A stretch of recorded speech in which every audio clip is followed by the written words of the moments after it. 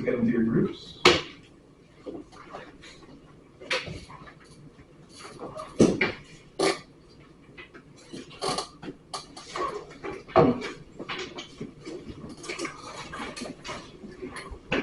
We'll start with the worksheet for 30 minutes, 5-minute break. We'll do separable differential equations.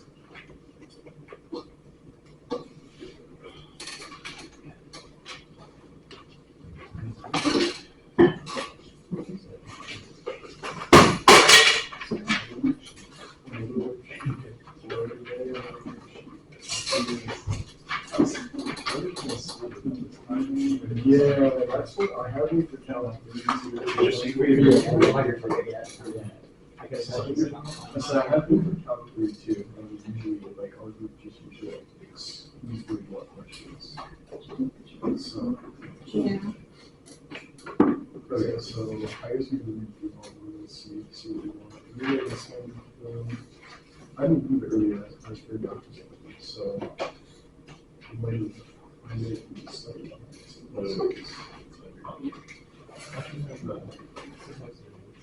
Yeah, I usually like to look at the slides when I'm doing these 2 branches, so. So I'll put really that. So I guess these are all just going to be like a key and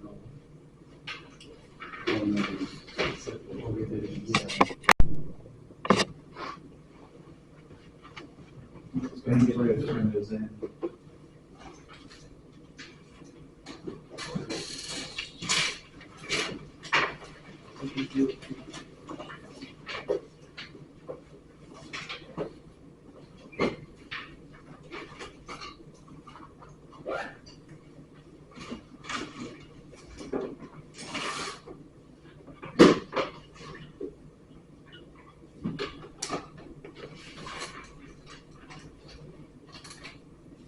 Right, so the second type of equation that we look at is what's known as a separable equation.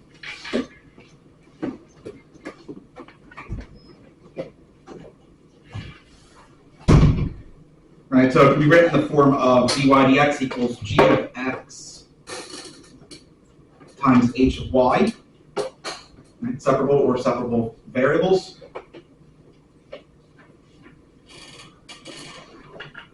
So divide by that h of y, you're going to be writing it as a function strictly of y times dy dx equals a function strictly of x. This is separable form. Right, and then it goes over, I think it goes over derivation of the method of solutions. So again, just kind of read that at your own leisure. This is the method of solution.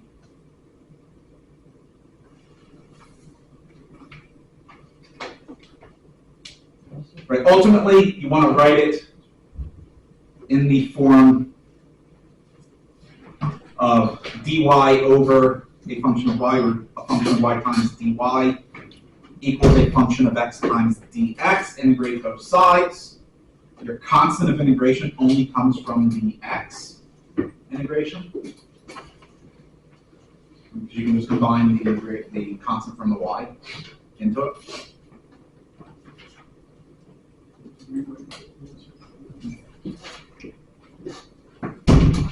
Then you'll have a function of y when you're done equals a function of x plus c. Then, if possible, solve that explicitly. So explicitly state y of x, if possible. Won't always be possible.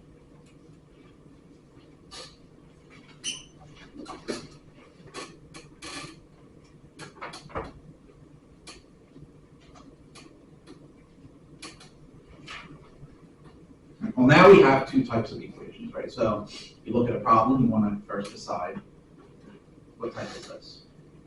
You want to decide what method you're going to use. Right now, you go, okay, is this linear? Am I going to solve it using the linear steps, or is this separable?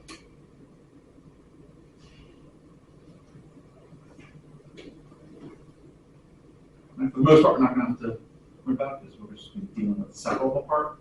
But there are equations that are both separable and linear. You just decide which one you want to use unless I specify.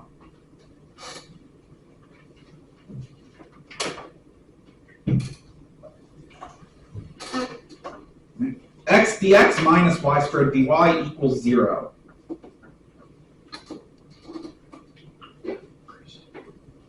I'm going to go ahead, and there's actually two ways you could do this. You could just straight up integrate both terms and then solve for y.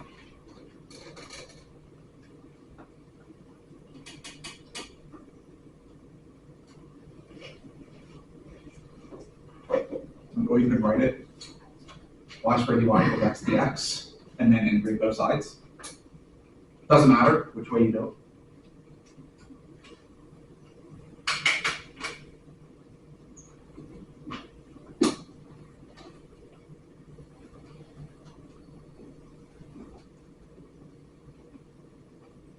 And we'll see how long I keep writing antiderivatives before I just do the antiderivative in my head. What's the antiderivative of y squared with respect to y? There's a lot. And we're going to keep the simple antiderivative. Antiderivative for y to x. What is it? X squared? Divided by 2. No, sorry. Plus some arbitrary constant. Explicitly solve for y. If possible. In this case, it is possible.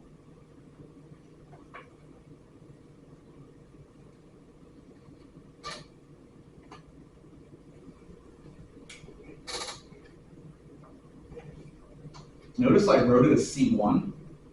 Why? Be two constants from the y side. There's also another when you do it. Let's see.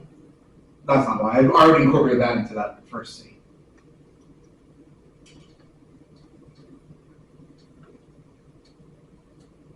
Why is it now C1?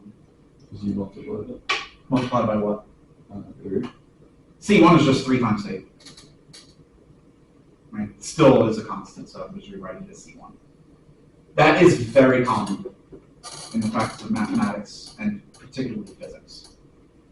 To just combine a bunch of constants into one and represent it as something else. Do you have to? No. Does it look cleaner? If you do, yes.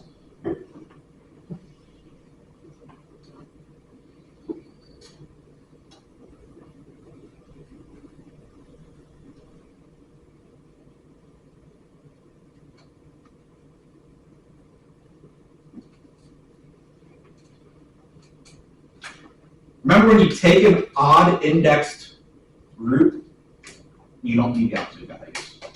Right? Square root of y squared is the absolute value of y. But the cube root of y cubed is just y. You get plus or minus out of it. Can that be simplified any further?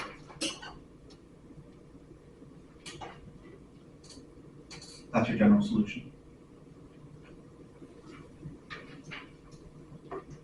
You can also write it to the 1/3 power.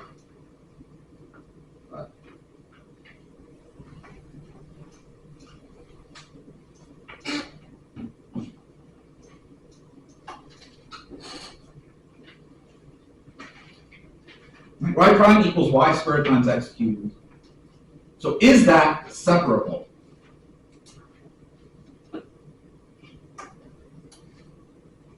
Because you can write it this way.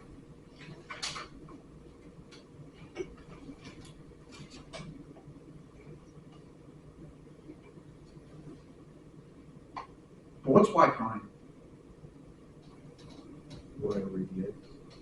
Derivative of y with respect to x. You can also write y prime this way.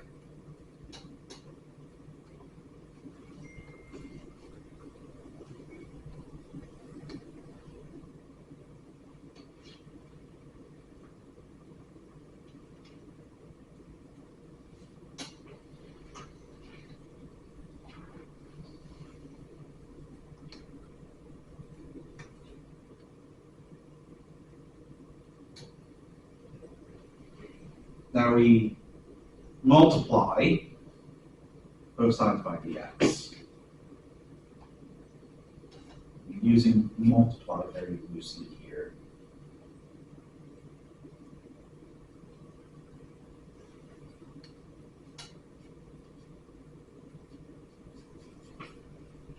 Now it's just a matter of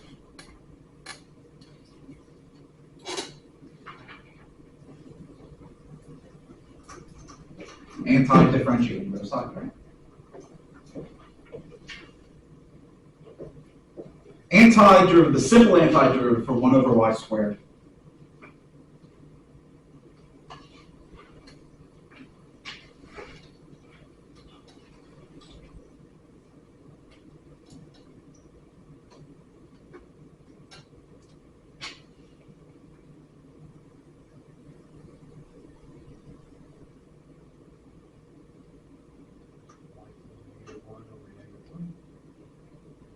Simplify that though. Y for the -1? I don't like the negative exponent. Okay. 1 over, oh, thank you. You're not wrong. I'm just going to write it this way. Antiderivative for x cubed.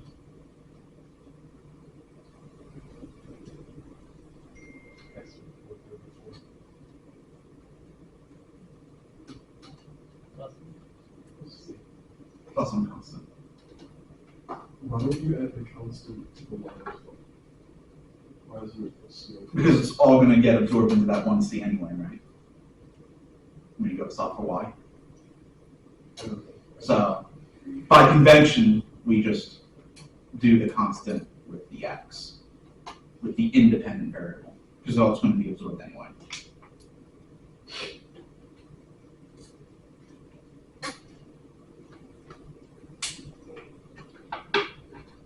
Can you explicitly solve that for y?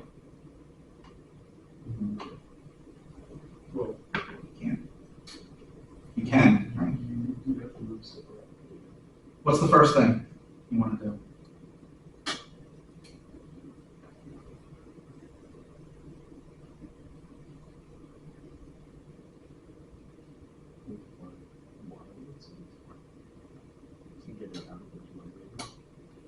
So you're going to multiply what?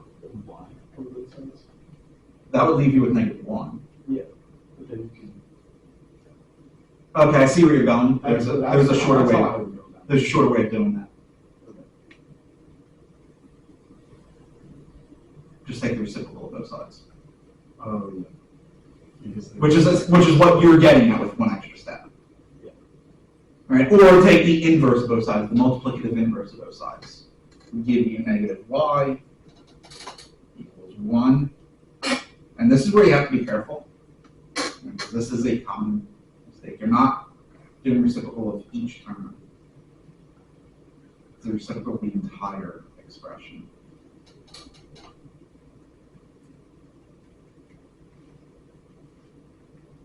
What's wrong with that?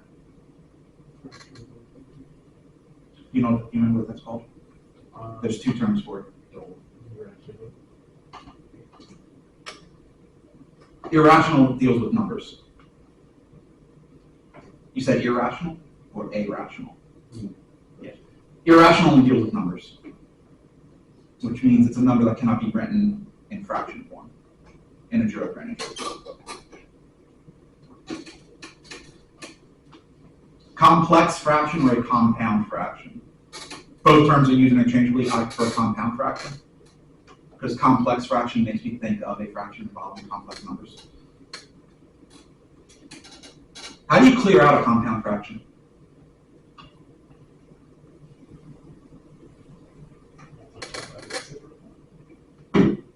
Multiply it with the reciprocal.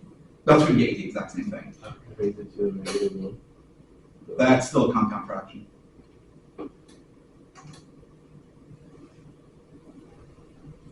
conjugate.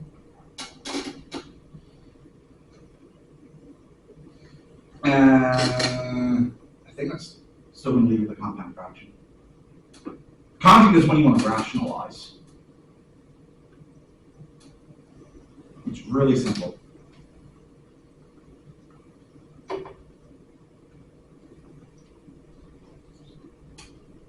Look at every single term in the compound fraction. In this one, there's 3 of them. Find the LCD. What's our least common denominator?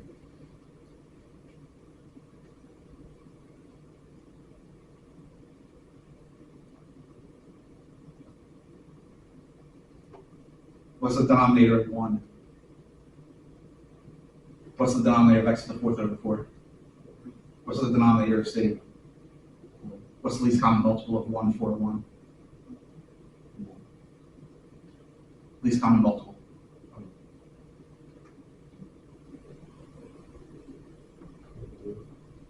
Hmm? 4. That's your LCD. Multiply numerator and denominator by 4. That clears out the compound fraction.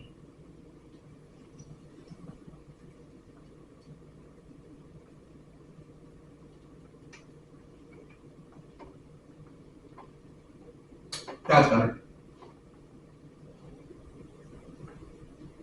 That is definitely one rule I do stick with, is never leave your answer as a compound fraction.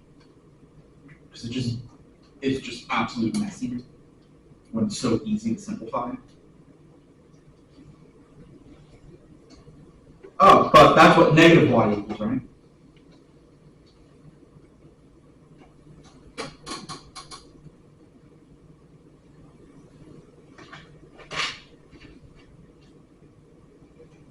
There's your solution.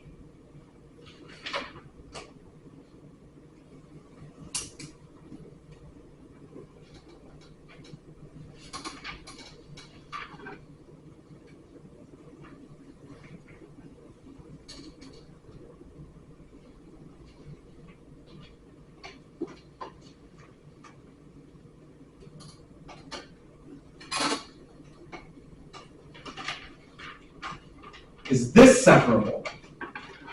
Yes.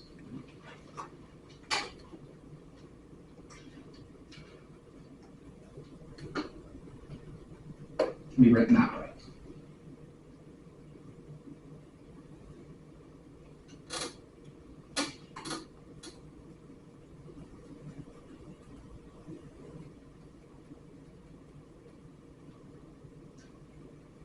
Again, quick note on notation. That is the proper syntax. I'm lazy. You may sometimes just see me write it this way, because it's implied that the entire term x squared plus 2 is being multiplied by the dx. Same thing when I do my antiderivatives, I may just not write out the parentheses.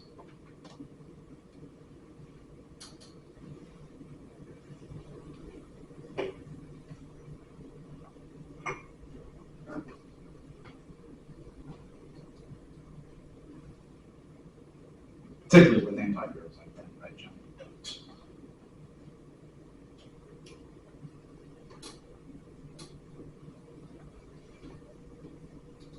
What is the antiderivative of y?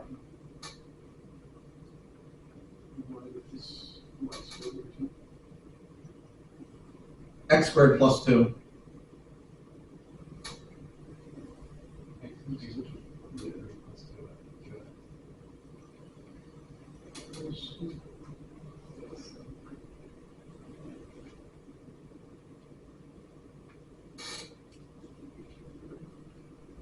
Can we explicitly solve that for y? How? Multiply both sides by 2 and then take the square root.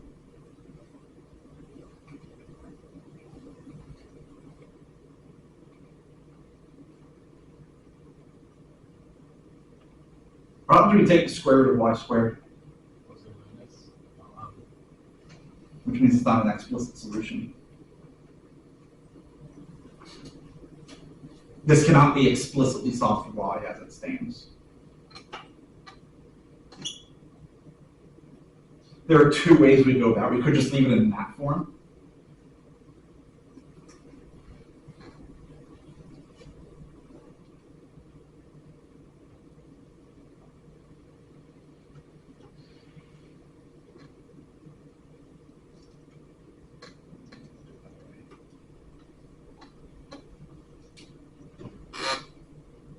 Yeah, that way.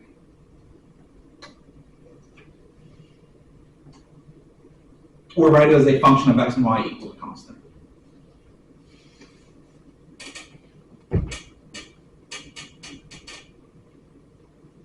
Notice in this case, I wanted to keep my leading term positive. You didn't have to. You could write that as y squared minus 2/3 x cubed minus 4x equals c1. In this case, c2 is negative c1. That's why how I write the solution.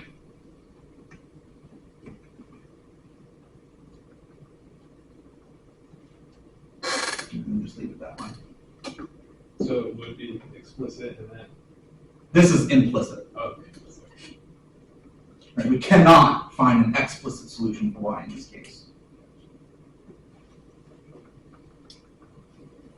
If I restricted y, I could say y is greater than 0, then you could. Because then square root of y squared would just be y.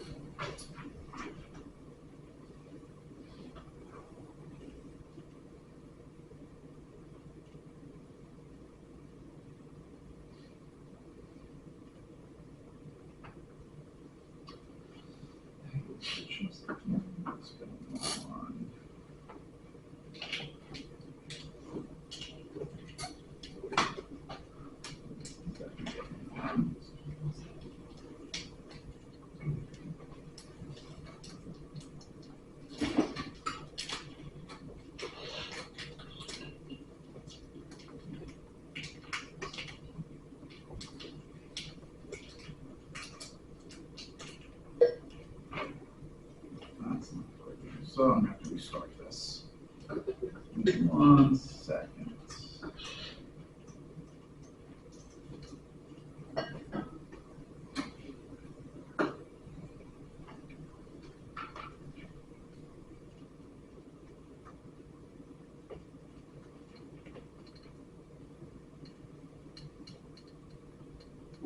Put that back.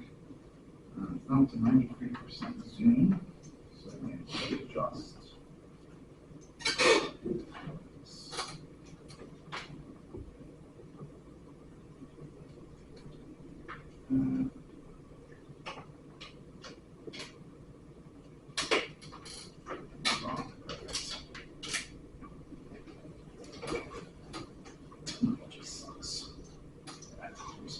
Y prime equals 5y. Is this separable?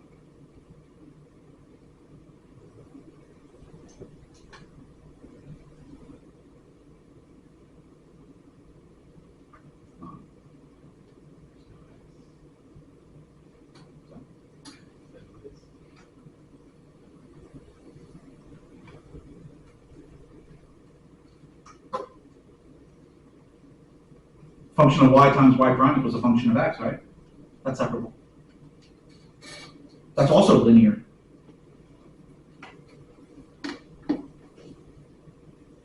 You could write that as y prime minus 5y equals 0, which is linear.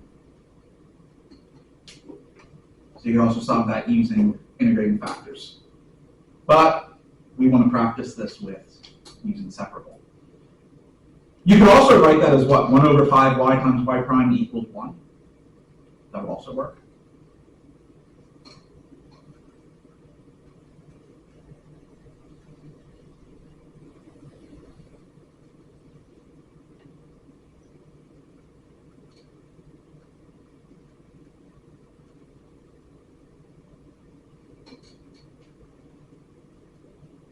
What is the antiderivative of dy over y?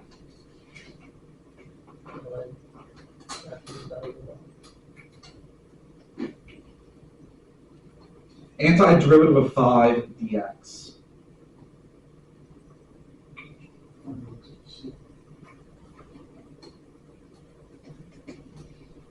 Can we solve that explicitly for y? We actually can. Let's see how. What would you do first?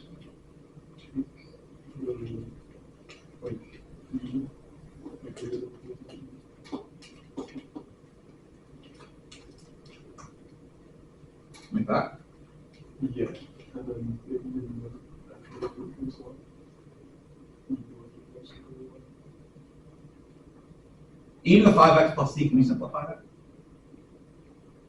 How?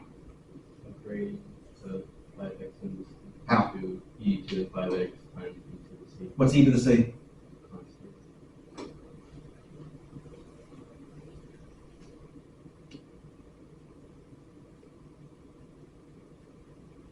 But what does absolute value mean? Must be positive. Be plus or minus, right? Y would equal plus or minus that? Well, what's negative a constant? Still a constant, right?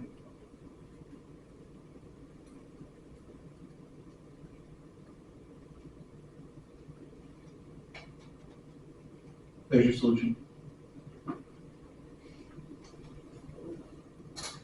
Why would it be plus or minus if absolute value? Absolute value of y is always positive, but y itself is either positive or negative. I see. Right, so for instance, if the absolute value of y is 5, Mhm. that would mean y itself would have to be positive 5 or negative 5, right? I see. So in this case, you could explicitly solve for it even though there was an absolute value involved.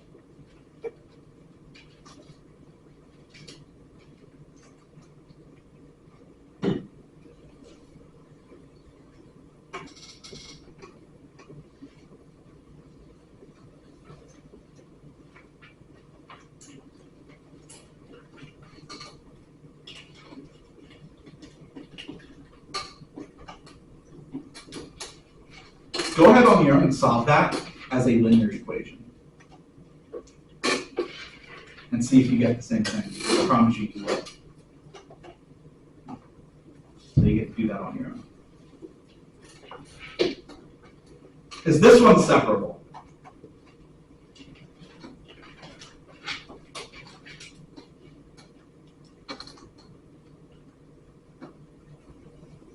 Well, it is, right? We can write it as a function of y times y prime equals a function of x.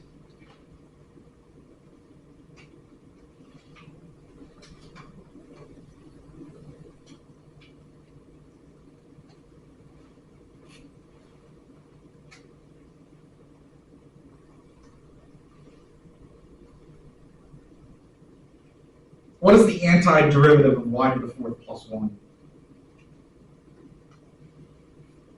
1 to the 5th over 5 plus 1.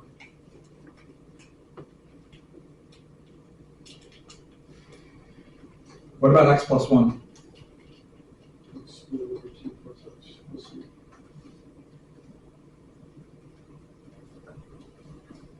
Would we be able to solve that explicitly for y?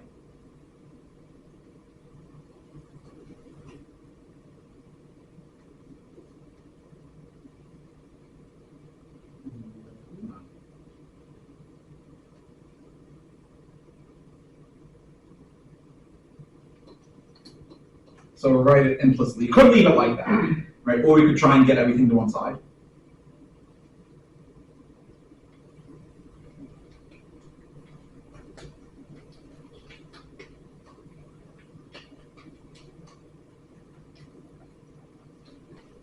I could write it that way. I don't like fractions. I'm going to clear out the fraction.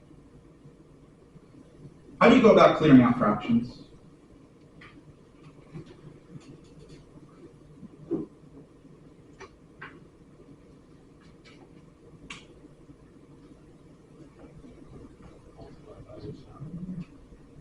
More specifically, what denominator?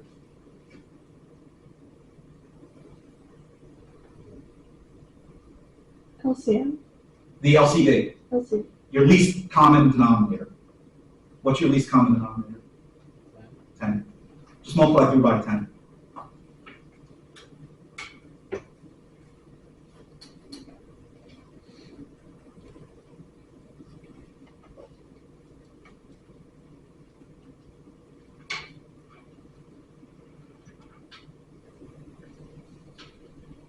And so you also write it that way.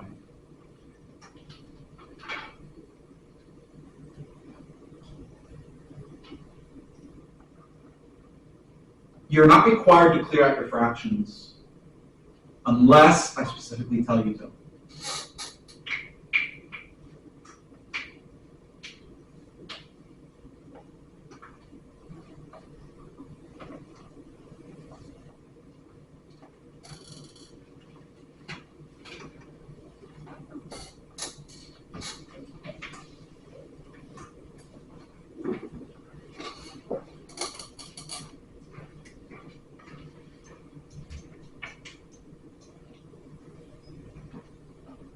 Is this separable? Yes.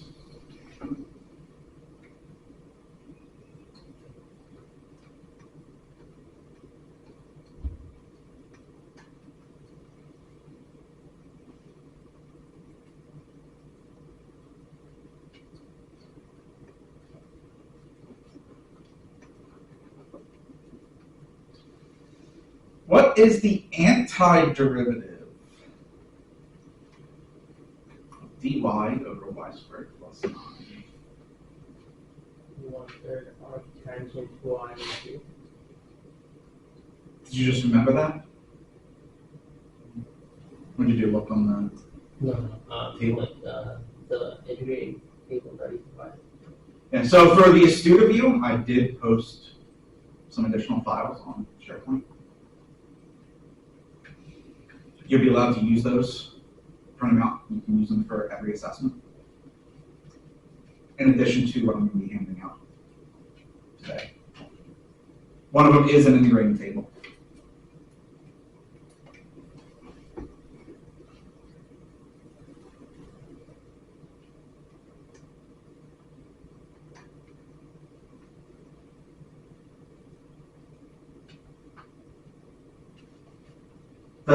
Does the table, I forget, is it of the form x squared plus a squared, or Yeah. ax all squared plus b squared? It's x squared.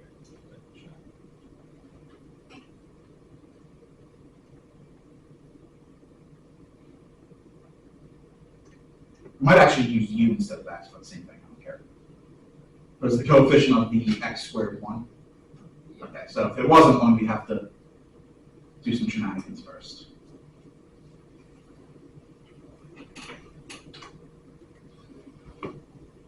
Antiderivative 2t.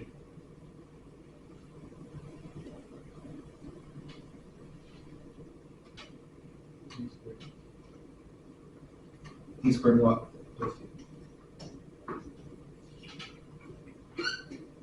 Let me use there. Please, can we go away?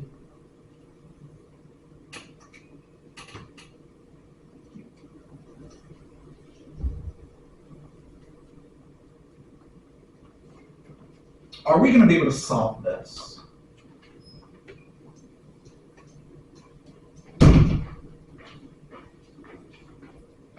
Explicitly for y.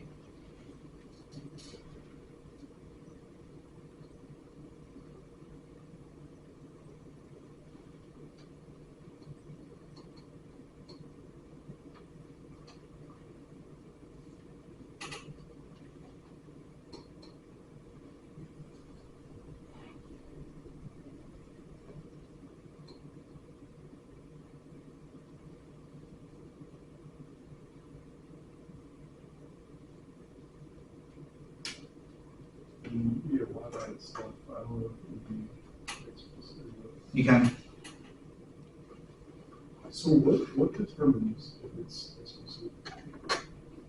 Can you get y to be just a single function of x? So basically, as long as it's not. In this case, you can. If that was tangent of y over 3, you couldn't. So if the wonder wasn't there.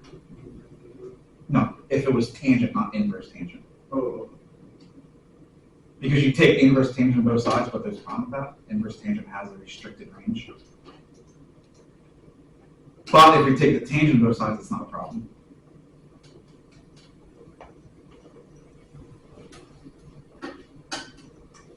so I guess pretty much as long as y doesn't have a restricted range, we can find it explicit. Define what you mean by y doesn't have an restricted range. Like y can equal anything. So it doesn't have a restricted domain. Yeah. But again, you have to be careful with that too. Okay. Quite on this. Y squared is not restricted here, right? Y squared can be y can be anything, but you can't get an explicit solution. Because it's plus or minus. So it has to, it has to. But here, which one, I think it's this one, right? Here we could, because the plus minus gets absorbed into a constant. Okay, so it has to be, y can be anything, and it has to be, it cannot be. Again, y doesn't necessarily have to be anything, I don't think. But you have to be able to write it as only a single function. Right, so you can't do something like y equals plus or minus. This answer is explicit. Hmm? This answer is explicit. This one is explicit. Right, so remember the difference between an explicit function and an implicit function. Explicitly defined versus implicitly defined. You should have covered that in algebra, I think, but definitely in Calc 1. We re-examined it. Remember implicit differentiation. We re-examined what it means to be explicitly defined versus implicitly defined.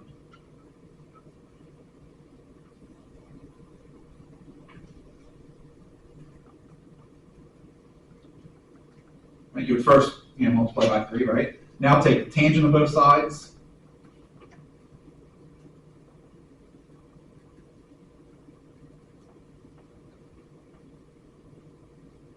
And then multiply by 3 again.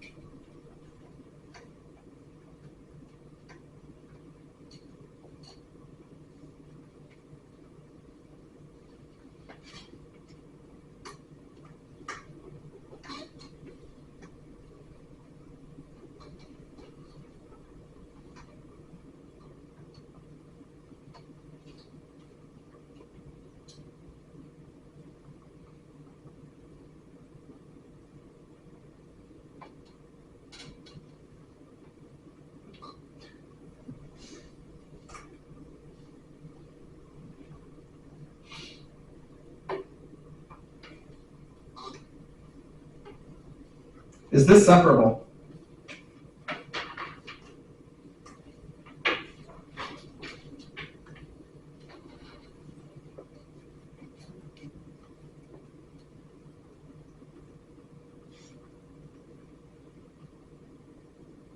You write it that way, right?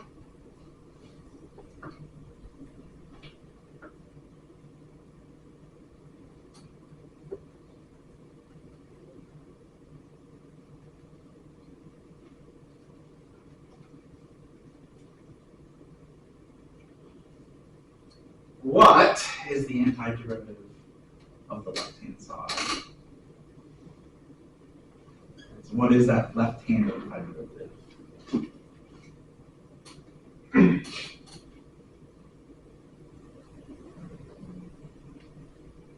How'd you get it? You. Oh. Complete square and then.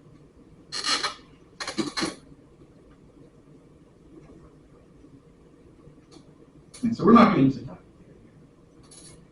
What you first want to do is look at, can that be factored? Because if it can, it's partial fraction decomposition.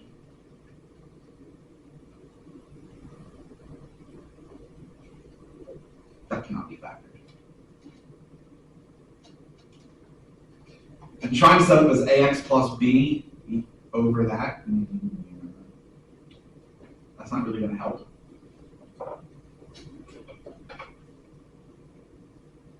So next you look at complete the square.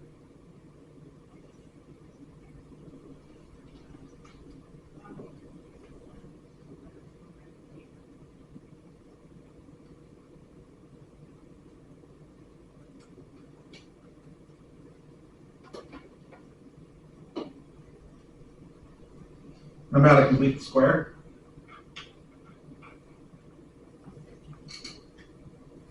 Half of 2. 1. 1 squared is 1.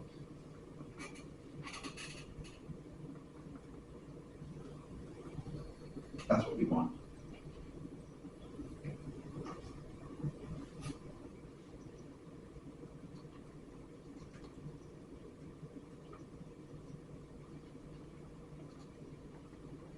2 is 1 plus 1, so I can just write it that way.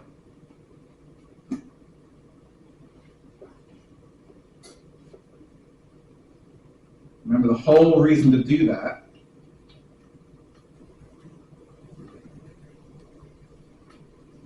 is x squared minus 2x plus 1 can now be written as x minus 1 quantity squared.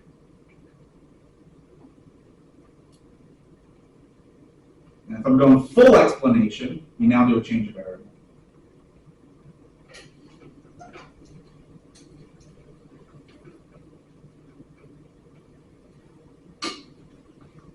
U is x minus 1.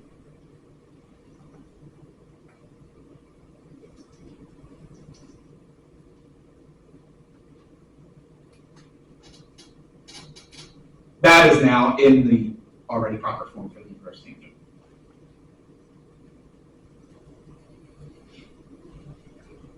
That is the inverse tangent of the given.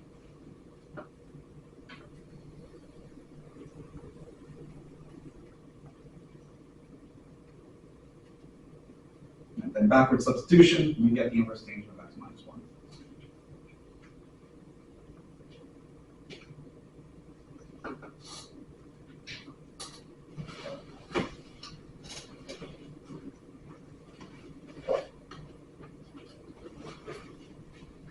So that was just a review of technically Calc 1.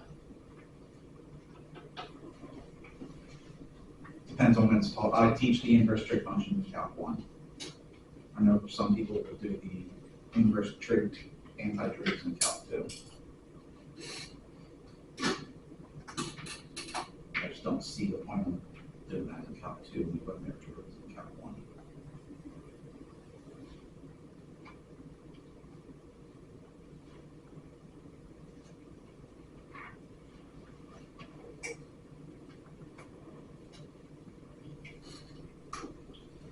What's the oh, this is tough. What's the antiderivative dt? This one's really tough. I don't know how we got that. T plus C. And I think we'd all fail if that was on the test.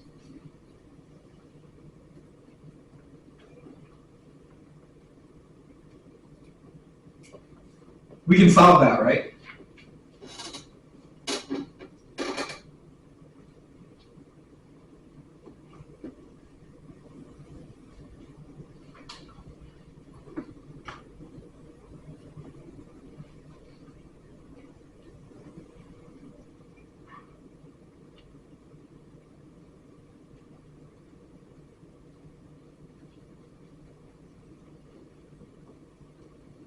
Oops.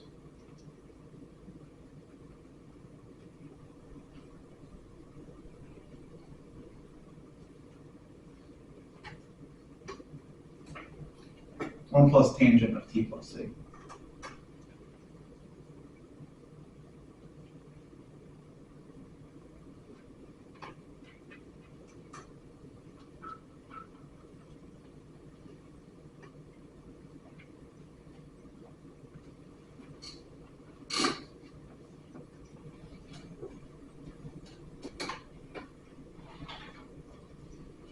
All right, so separation of variables obviously can require a lot of Calc 1 and 2 integration techniques.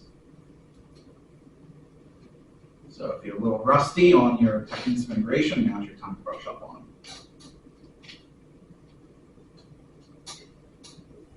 them.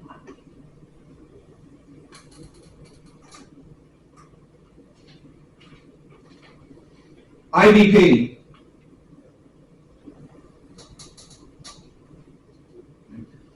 Remember, first step in solving an IVP is to find your general solution.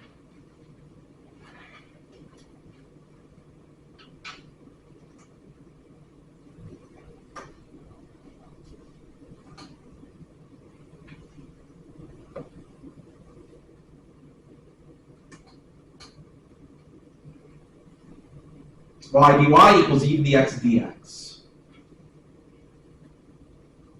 What is the antiderivative for y dy?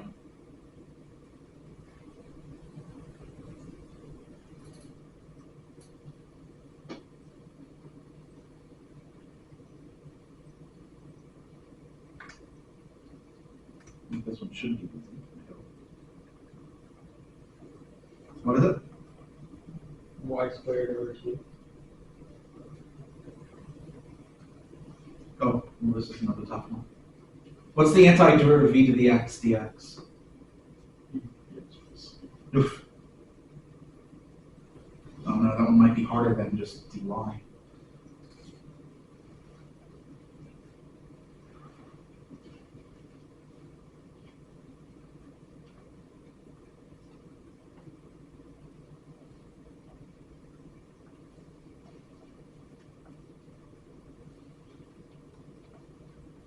Y squared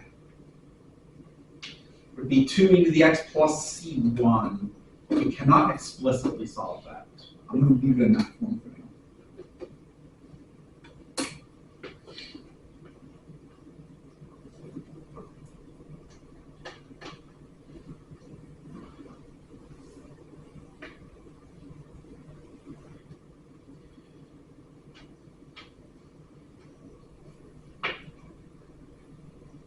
Now use the initial condition.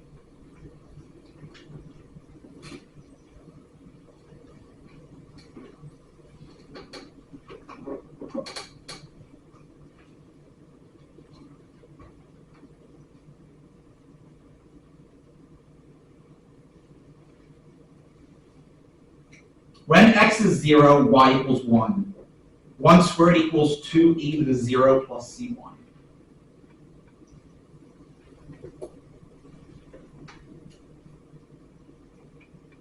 That means c1 has to be negative 1.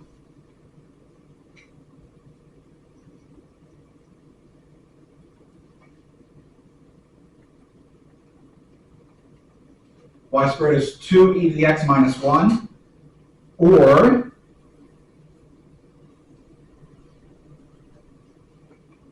two e to the x minus y squared is equal to 1.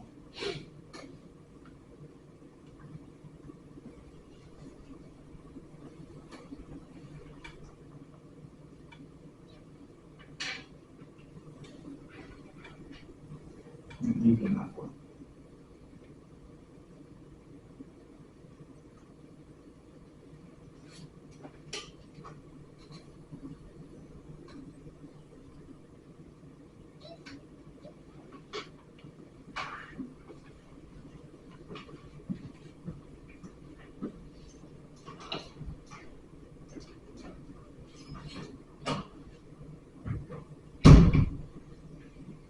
Actually, I think that can be solved explicitly.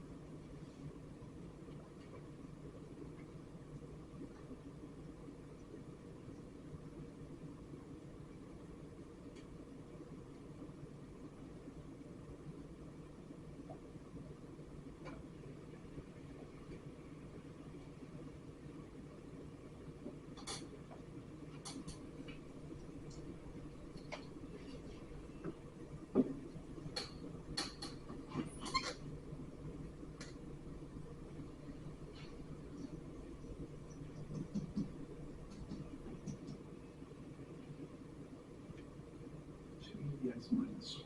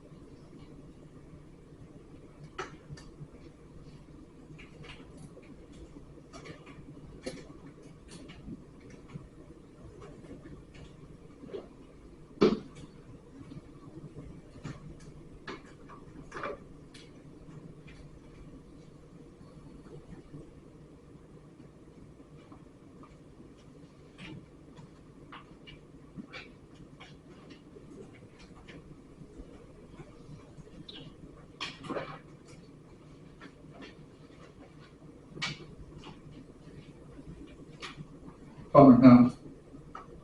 Can't be explicitly solved. I'm gonna eventually get some negative y values.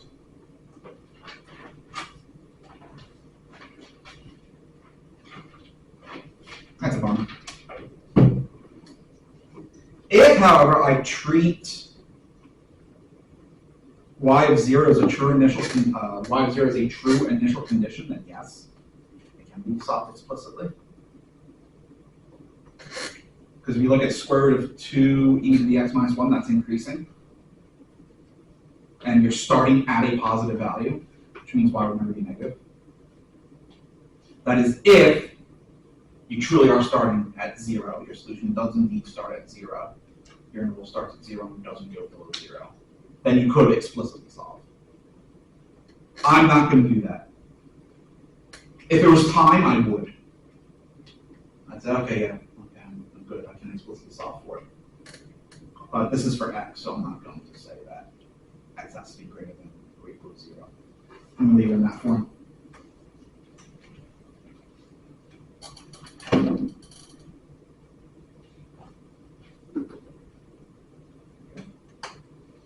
But now you want to do this again. Okay. Don't know why you keep doing this.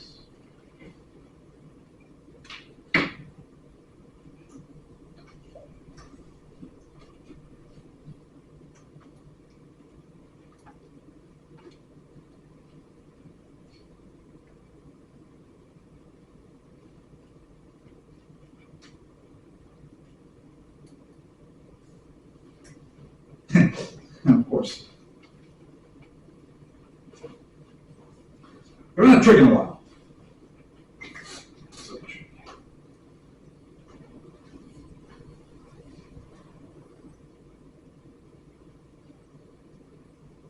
Is this separable? Yes. Strictly a function of x attached to dx, strictly a function of y attached to dy. Now notice I actually made an assumption. No, it didn't matter. But I made an assumption in this very first question, and that we are solving y in terms of x, and not x in terms of y. As that's written, it's very ambiguous. You don't know what is your dependent, what is your independent, right? Here we do, because of the initial condition. Y is clearly the dependent.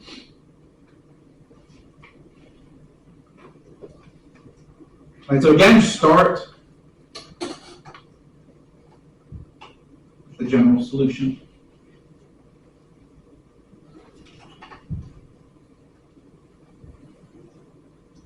I'm actually do it this way.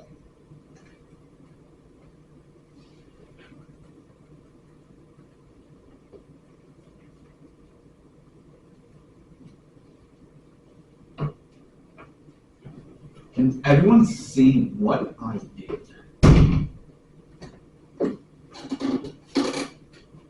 Excellent. Antiderivative 6y to the 5th minus 1. Can you pull up the 6 and then just it's y to the 6 over 6 minus y?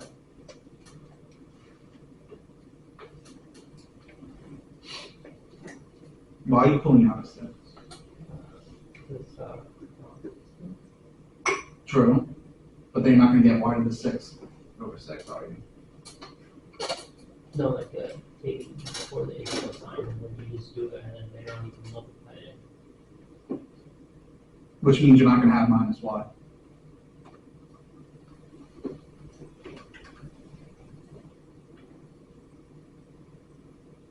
You factor out the 6, you'd have y to the 5th minus the 6th, right? Yeah, but you still keep the minus 1 there, no?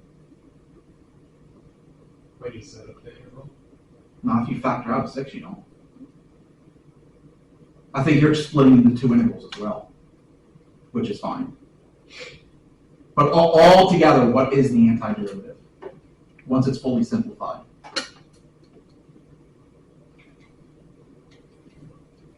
Y to the 6 minus 1. Y to the 6 minus y, right?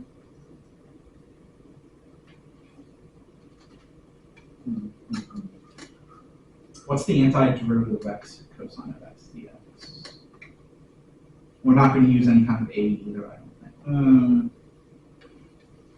Yeah, I'm not going to use any kind of a. I've still got time. And it's the last one.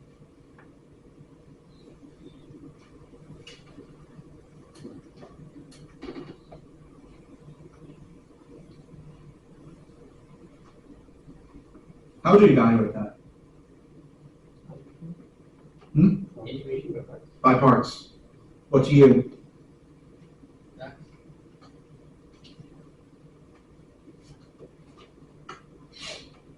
And that means dv is what's left. du is what? T.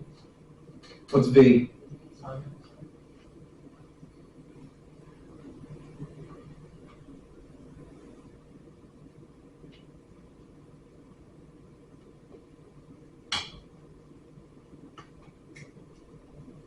What is the antiderivative of sine? Negative.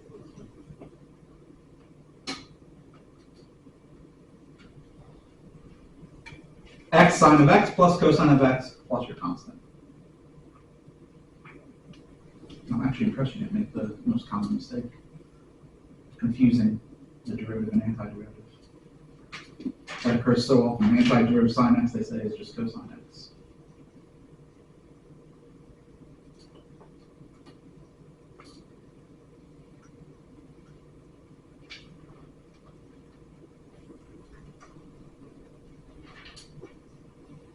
Can this be explicitly solved for y? No, leave it in that form for now. Now apply the conditional. That's not one.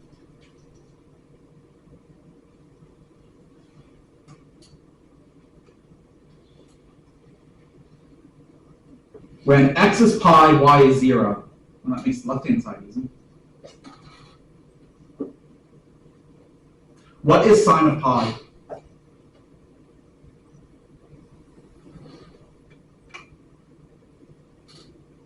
Zero. 0. That makes that easy. What's cosine of pi? You said it was 1. Negative. Negative 1. Oh, that was a very nice initial condition.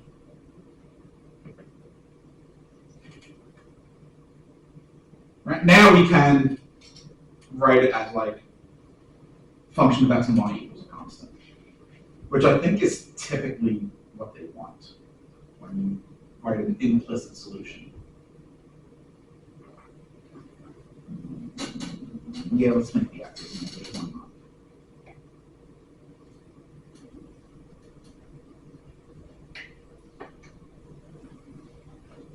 If that constant is negative, I'd probably write it the other way.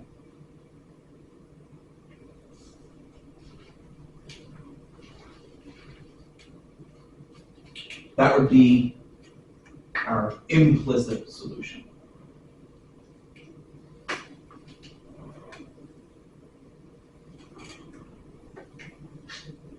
Notice that we've been looking at both linear and nonlinear inseparable. Right. In general, most separable equations are probably going to be nonlinear.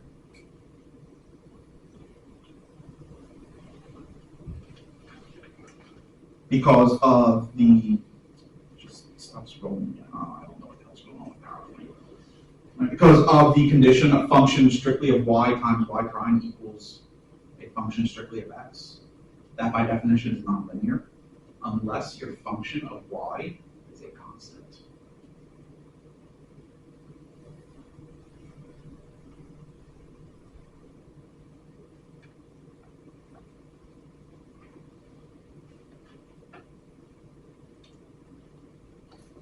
Or in the case of, because that was nonlinear,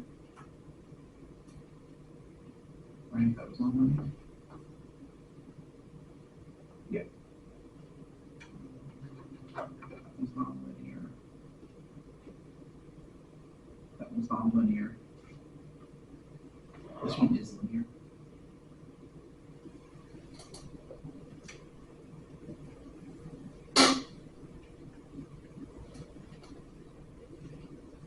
think every other one that we looked at was nonlinear.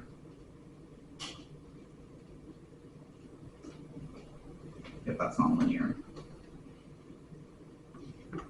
That's nonlinear. And that's nonlinear. Linear equations will always have an explicit solution. Nonlinear could be either explicit or implicit, depending.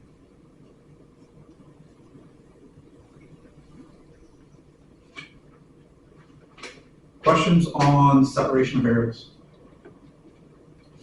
Again, this is another way that we would say this, separation of variables.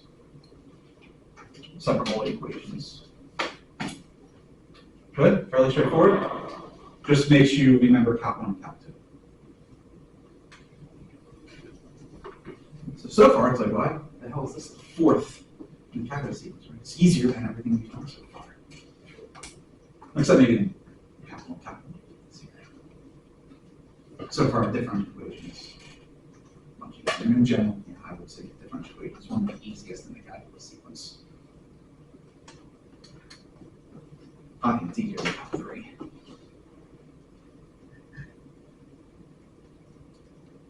You two will have to give me your opinion at the end of the semester which one was easier. This course. I'm not a math guy. And then you'll have to tell me between the three. This, Cal 3, and linear, which one's the hardest? I mean, currently linear is a Wouldn't say it's linear's not.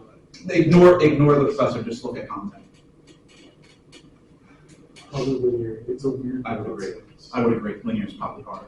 It's a- Unless you have a very abstract, It's a weird focused thing mind. to wrap your head around. I'm also just not a math person in general, which I know is weird. I'm not really good. well, so linear is probably the hardest class you have to take, the hardest math course. They say that. For non-math majors, linear is the hardest. For math majors, you get to your junior year and you go, can I go back to linear, please? You take real analysis and that's just like, no.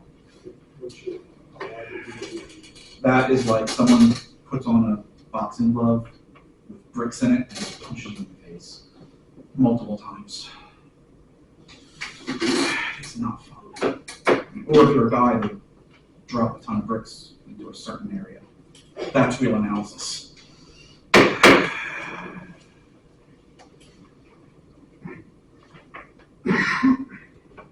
I'll bring this up for right now. Don't forget, first group assignment will be due the 17th of June. Your homework journal will be due will be collected for the first time on the 24th.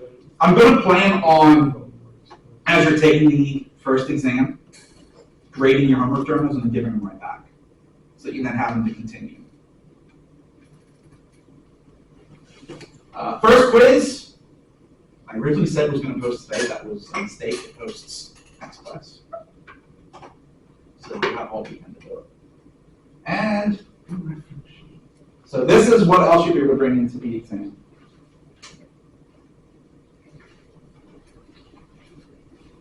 You can write anything you want on this double-sided. The only restriction is it has to be handwritten. I guess you also can't bring like a magnifying glass or something. So you can't write really, really tiny and expect it to have a magnifying glass. Also, in terms of the reference sheet, right, on the charts that I posted online, this is the only sheet you get to use. So if you lose it, you're not getting another one. You get no reference sheet. Don't lose it. I will not accept a reference sheet that is not this one. Right, so you can't handwrite it on loose leaf paper and expect to be able to use that. I would recommend you print out those charts though. There's 5 of them, I believe, right? No, there's 4. There will be a 5th one towards the end of the semester. Yes. I think it's fair. So you said this is going to be used for all 3 exams? No, this is for the first exam. I'll give 1 out for each exam. Okay. Right, so it does say, you should see it says exam number 1 reference. That's also how I can make sure that's the right one. This and the ones that you supply. Yeah, so those are like tables. I don't really count that as a reference sheet. Where should say the charts are on Huh? files, the charts that you Yes. mentioned, they're on the They're file. on SharePoint. Okay. You should see them as soon as you go to the SharePoint documents. They're right there with the syllabus, not in a special folder. Should I do a paper reporter? Are there any other questions?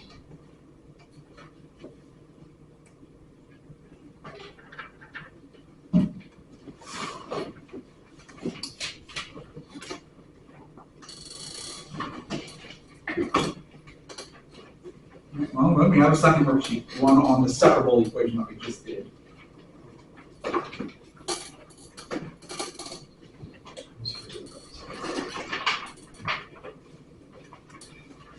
I will say for number 8, there's a typo. It says derive the separable ODE. It's actually not going to be separable. So just derive the ODE. Get into your groups. I think you would group here.